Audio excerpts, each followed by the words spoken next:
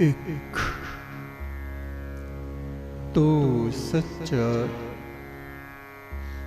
तेरा नाम सच्चा, आदि देव परमात्मा सत्य है, अजर अमर है।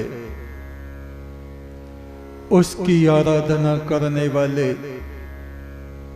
वे भी उसके संग अजर अमर होकर, उसके मित्र बनकर उसके संग निवास करते हैं। कण कण में समाये हुए उस ज्योति स्वरूप परमात्मा का ध्यान करें। सीधे होके बैठें, कमर गर्दन मस्तक को सीधा रखें, हाथों की तर्जनी उंगली और अंगूठे को मिला के रखें, आंखों को बंद करें। बंद आंखों से मस्तक में ईश्वर की ज्योति को देखें। उसी ज्योति में से उठते हुए नाद गुंजार को सुने। आती जाती हुई सांस पर ध्यान दें। गहरी शांति का अनुभव करें।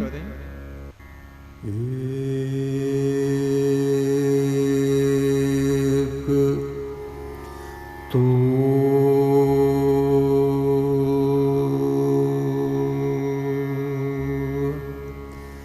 सच्चा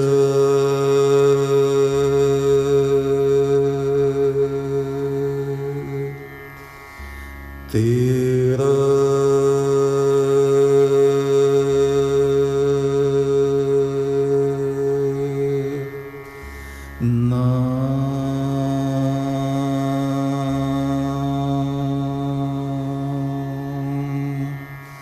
सच्चा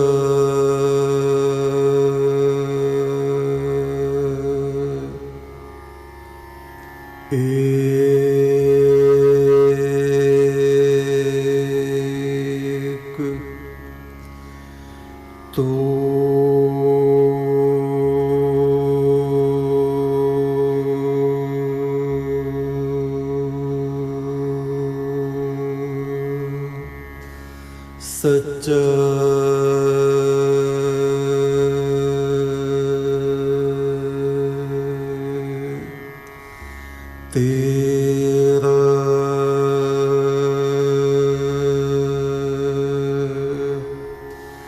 नाम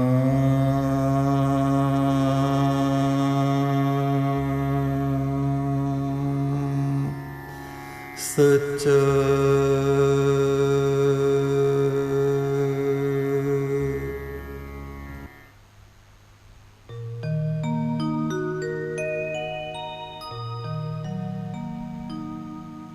एक तो सच्चा तेरा नाम सच्चा, हे सनातन ब्रह्म परमात्मा तू एक है, तू सत्य है।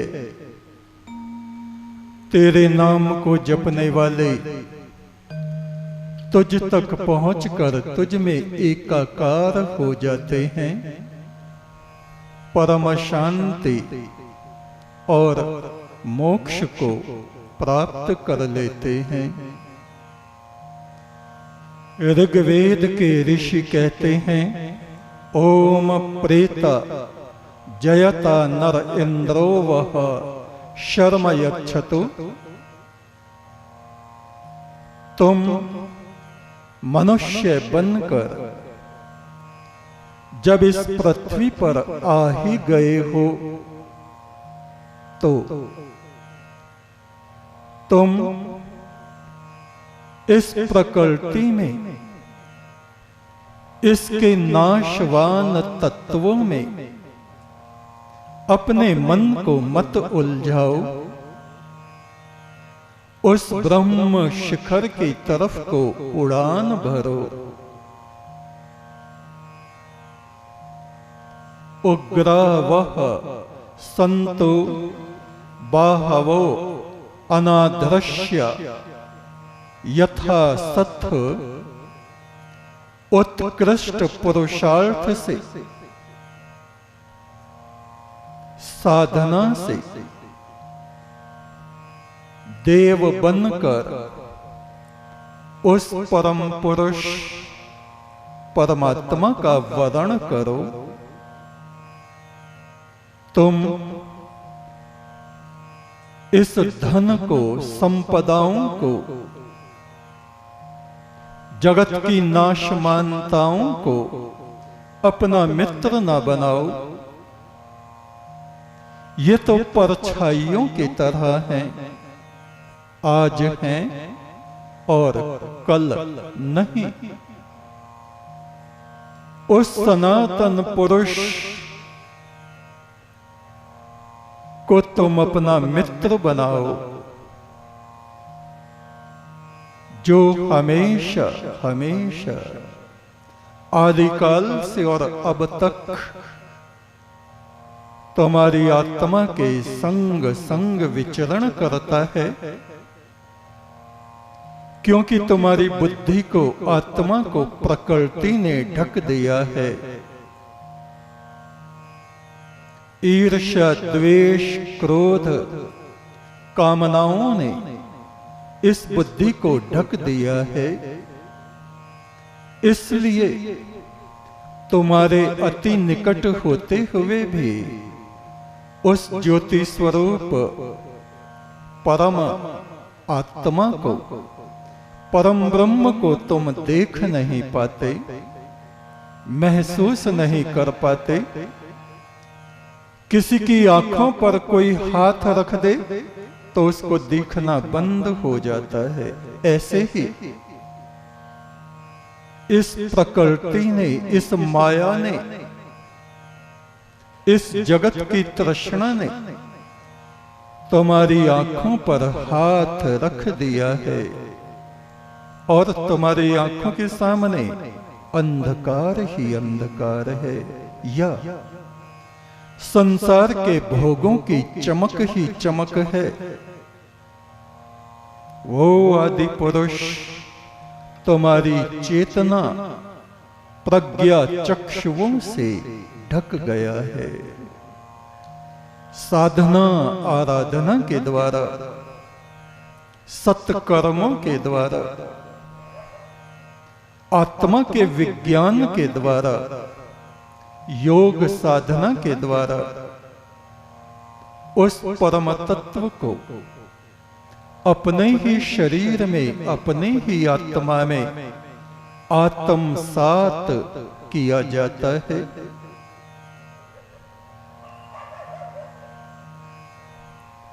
शिव बैठे हैं एक शिलाखंड पर, ब्रह्मपुत्र नदी के किनारे। प्रातः काल का समय है। उनके चरणों में उनके शिष्य नंदी बैठे हुए हैं। नंदी कहते हैं, प्रभु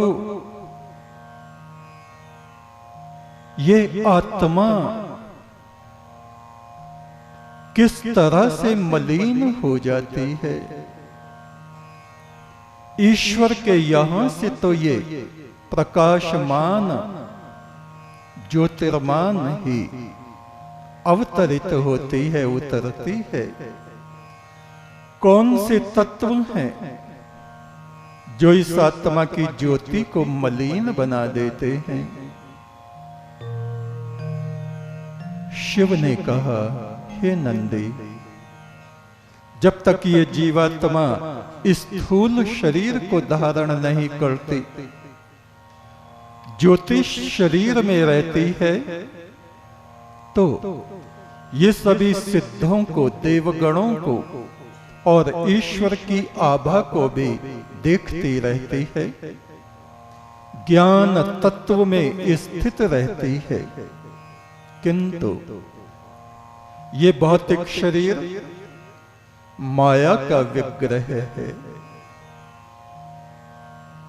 जैसे कोई अंधकार से भरी हुई गुफा हो, उसमें कोई आदमी प्रवेश कर जाए तो उसको सब कुछ दिखाई देना बंद हो जाता है।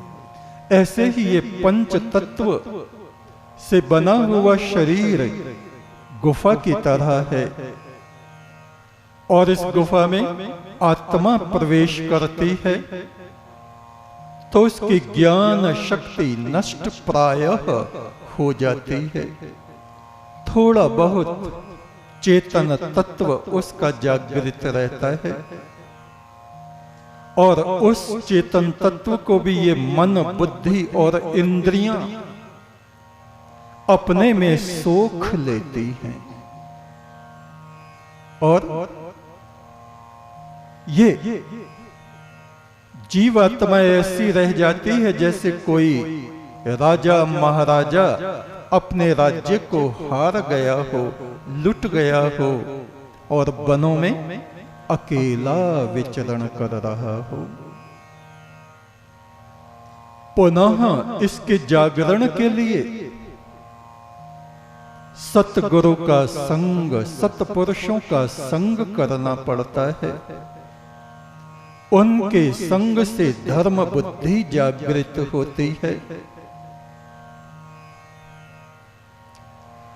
सतगुरु के संग से ही इस आत्मा के भीतर ईश्वरीय ज्ञान का उदय होता है, ब्रह्म चेतना का उदय होता है।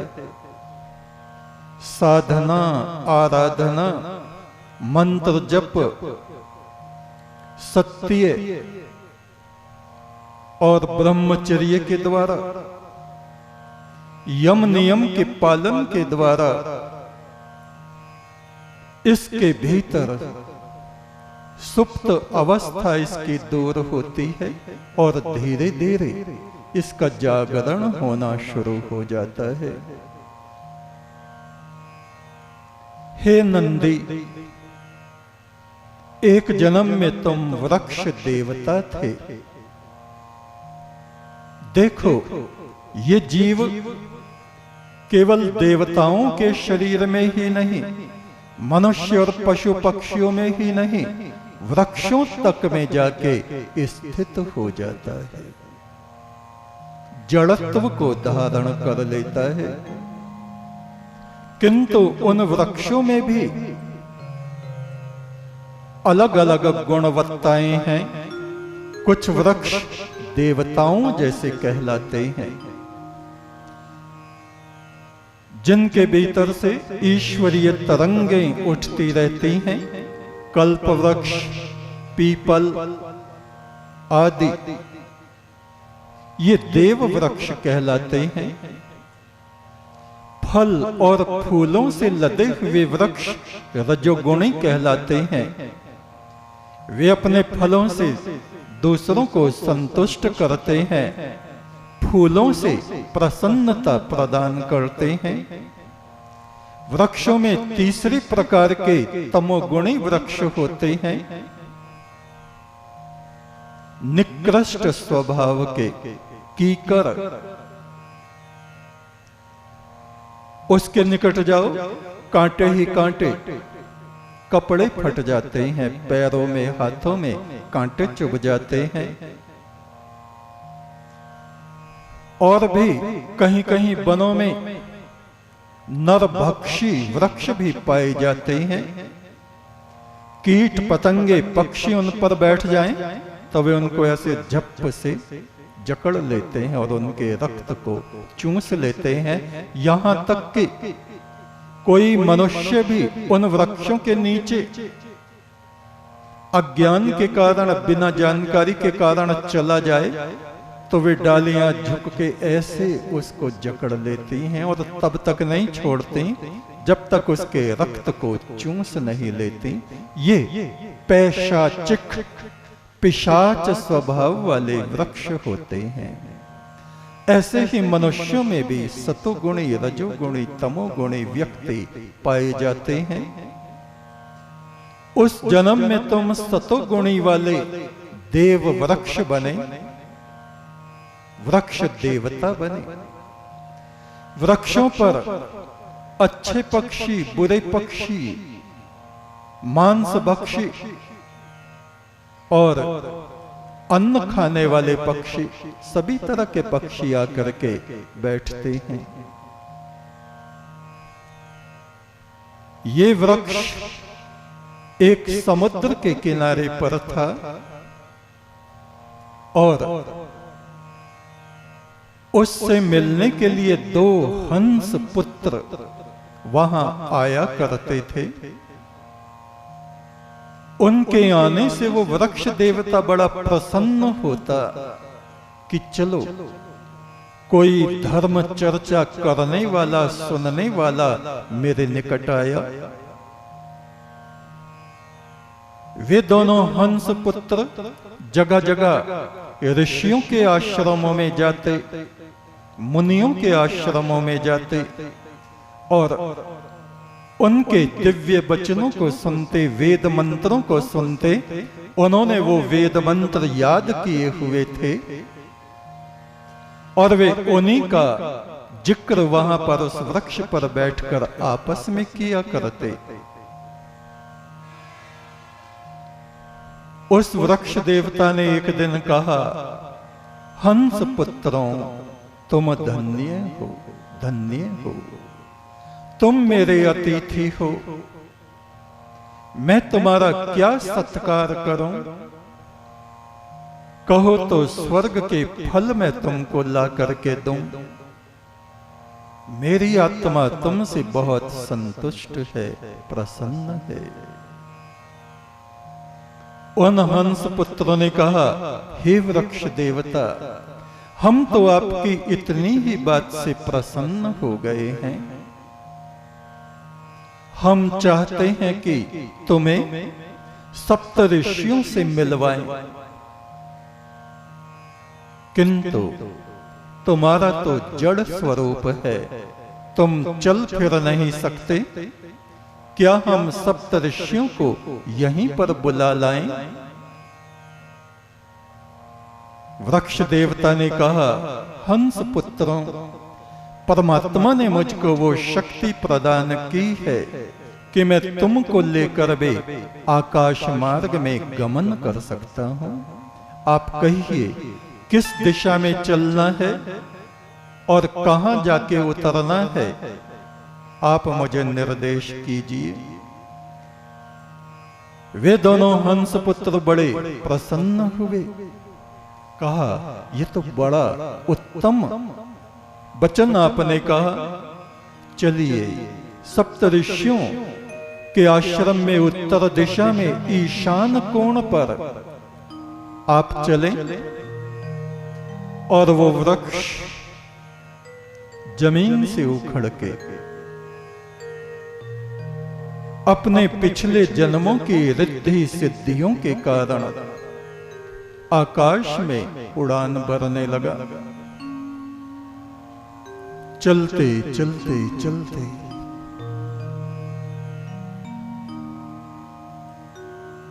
वो अपने गंतव्य पर पहुंचे। हंस पुत्रों ने कहा, बस वृक्ष देवता, ये देखिए सामने सप्तऋषियों का आश्रम है, यहीं पर उतर जाइए, उनके बिल्कुल निकट चलिए, जिससे आप उनके वचनों को सुन सके। और सप्तऋषियों ने एक अचरज देखा। आकाश मार्ग से एक वृक्ष उड़ा चला आ रहा है। वे आश्चर्यचकित रह गए। हे प्रभु, ये तेरी कैसी लीला है। और धीरे धीरे धीरे वो वृक्ष उतर कर नीचे पृथ्वी पर आ गया और उसने अपनी जड़ें पृथ्वी के अंदर जकड़ ली। उस वृक्ष ने मनुष्यों जैसी आवाज में कहा, हे सप्तऋषियों, आप